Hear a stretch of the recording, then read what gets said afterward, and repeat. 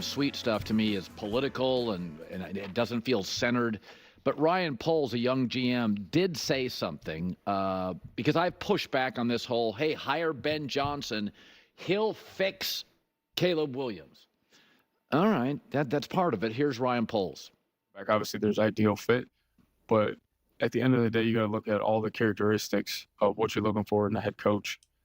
And then you got to see what's the best bundle of those to bring in the building. Obviously, we're talking about leadership, accountability, some of those important things that carry over. To ignore those just to go to the other side, I think is a bad deal too. Yeah, so I agree with this. The Chicago Bears hire can't just be about Caleb Williams. Again, it's like being healthier and losing weight can't just be about the gym. You got to eat better and sleep better. It's got to be holistic, maybe a little less alcohol, and then you got the gym. It's got to be holistic. And when it comes to the Bears, I mean, they got to go all the way down to the gut health. They need cases of kombucha. This is not just hey, let's hire a whiz kid. It'll solve everything. Nah, bro.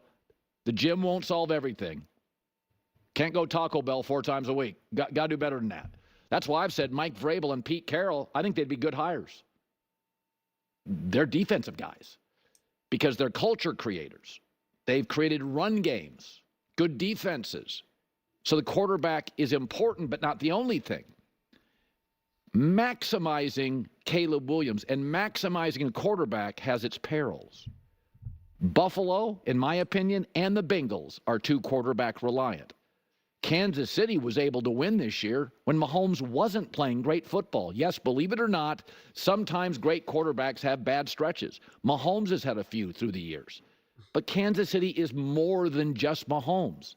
It's Steve Spagnuolo and that defense. And when Pacheco's healthy, a run game. And a great tight end and physicality and intelligence. So the Philadelphia staff has said, you know what, we want Jalen Hurts throwing less. And they've won more. Lamar Jackson won the MVP. Baltimore said, let's get him Derrick Henry. They didn't say more Lamar. He won a game this year completing, I think, 10 passes. So this whole thing about just maximize Caleb. What Caleb Williams needs is protection. O-line stunk this year. You know my rule in football. Find the quarterback, protect the quarterback, draft guys who make the other quarterback's life uncomfortable.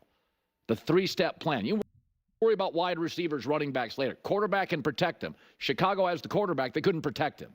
So they got to solve the O-line. He needs protection and guidance. He doesn't need to be shot out of a cannon every week. That's not what wins in this league. Okay. Let's talk about this. I feel like this segment's a little all over the place.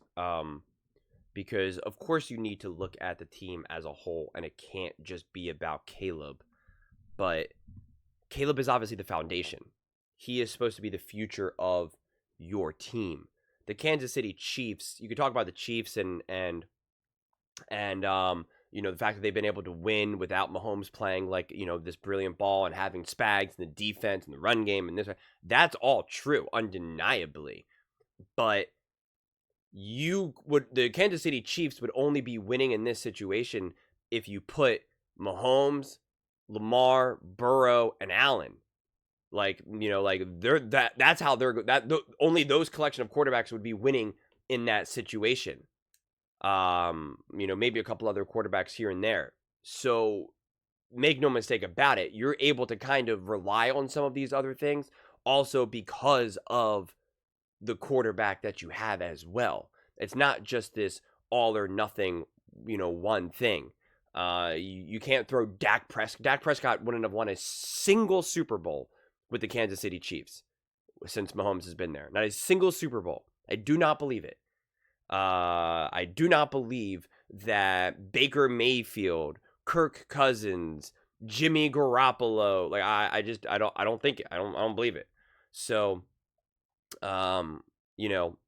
figuring out how Caleb works and maximizing Caleb obviously has to be the foundational component to all of this.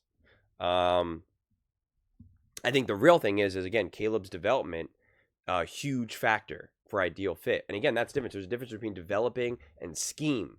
A lot of these super smart offensive coordinators, right? The Ben Johnsons of the run, all this, like, right? They're not there for development. They're not there to really develop the quarterback mechanically, looking at the defenses, etc. Like, they are schemes. They are the brains of this all. And again, I can't speak exactly on Ben Johnson, but we do know that with a lot of these really bright offensive minds. And again, that's what makes someone like a Kevin O'Connell, like an Andy Reid, like a McVay to a degree, where it's like they fundamentally understand the quarterback position. That's why someone like Kevin O'Connell or Andy Reid are seen as quarterback whisperers more than anything, especially Andy Reid. Like, they fundamentally understand not only the scheme and play calling and what puts a quarterback in a position to succeed, but also how to elevate and develop the quarterback.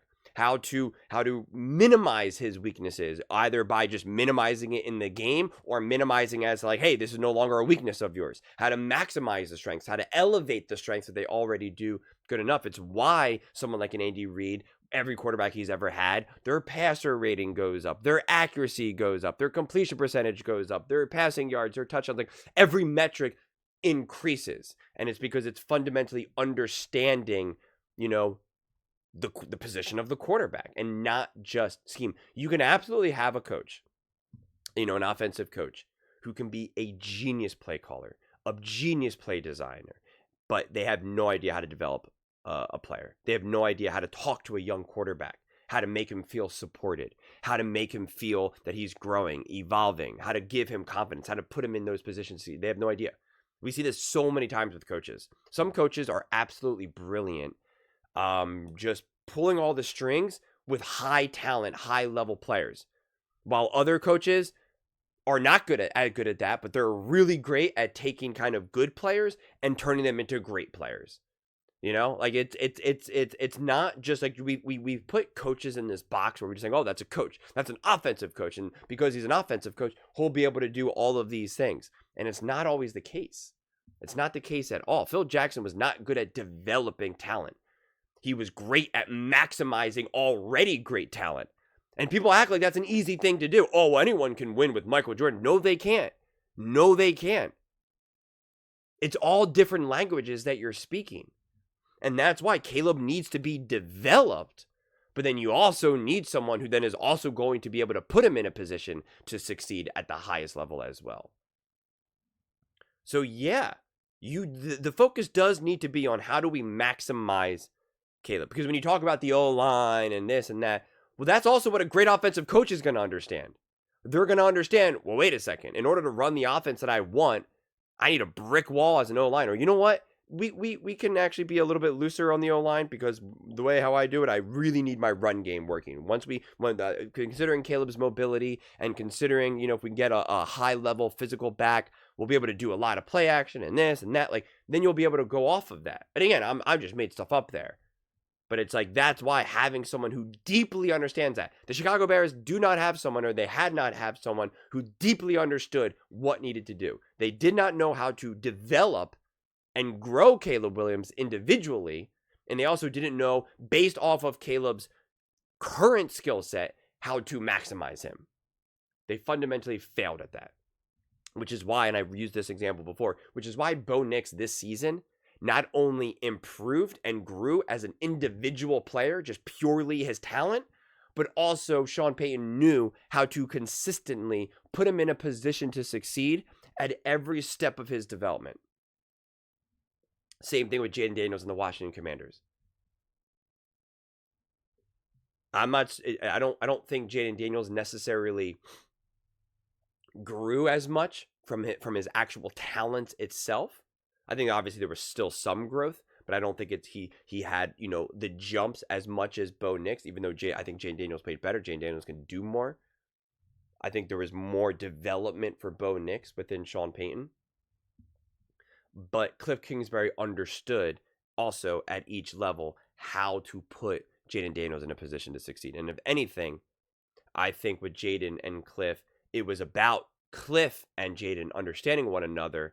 How do we evolve in putting each other in positions to succeed? Rather than, hey, this is what I want to do, and I need you to learn how to get better at, again, I'm making stuff up, avoiding avoiding a sack and running for 10 yards. Again, a stupid basic example. And the better you get at that, the more plays I'll be able to call. Like, that wasn't the situation. That is the situation with Caleb. That is more the situation with Caleb. Hey, there's a lot of fundamentals that we need to kind of work on and grow and evolve. And that's what a lot of these coaches said going into this draft, going into this season. A lot of the scouts, a lot of the big name people said, hey, Caleb is great. Caleb has truly special talent, but this is a hunk of clay that needs to be molded. He needs to learn, grow, and evolve. That's why they had the best argument to just sit Caleb for this season. Same thing with Patrick Mahomes. Patrick Mahomes was a hunk of clay. I guarantee you, Patrick Mahomes' rookie year would have been a mess. Would have been very up and down. How do I know that? He would have started. If not, Andy Reid would have started him. But he didn't. He didn't. So, yeah. I'm fascinated to see who they get. And you can't just say, okay, we're going to get a Vrabel. We're going to get, I forget the other coach right now, Pete Carroll. Because those guys need to bring someone, and maybe they can, maybe they will, bring an offensive coordinator who can truly develop Caleb Williams, develop him, and put him in positions to succeed in each step of this process. They are two very, very different things. I'm pretty good in terms of when I'm dealing with like other younger kids. I'm pretty good at helping them grow and develop, not necessarily put them in positions to succeed, at least younger kids.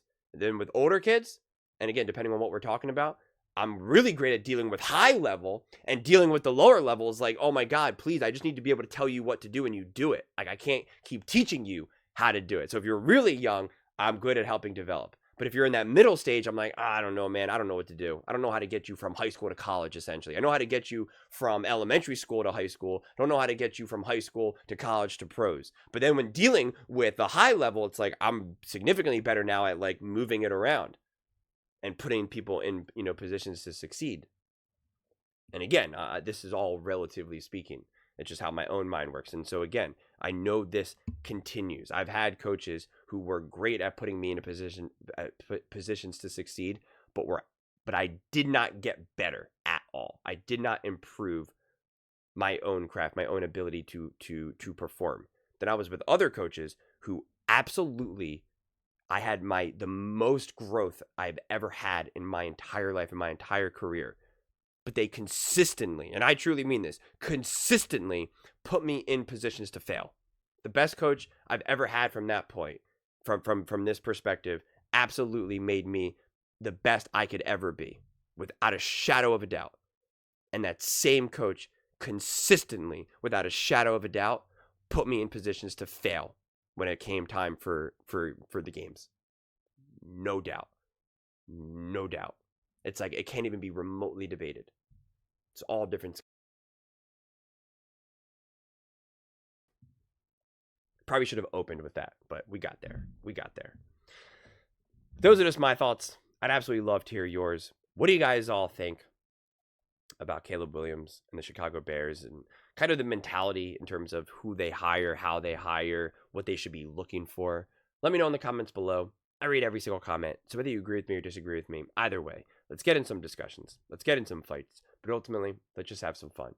And please do consider subscribing. We're building an amazing community here, and I absolutely love to see you part of it. I want to build something that we all genuinely feel connected to, something that we're really excited to be part of. I think we're well on our way to doing it. And please don't forget to give this video a thumbs up, as it really does help the visibility and the algorithm. Thank you so much. See you next time.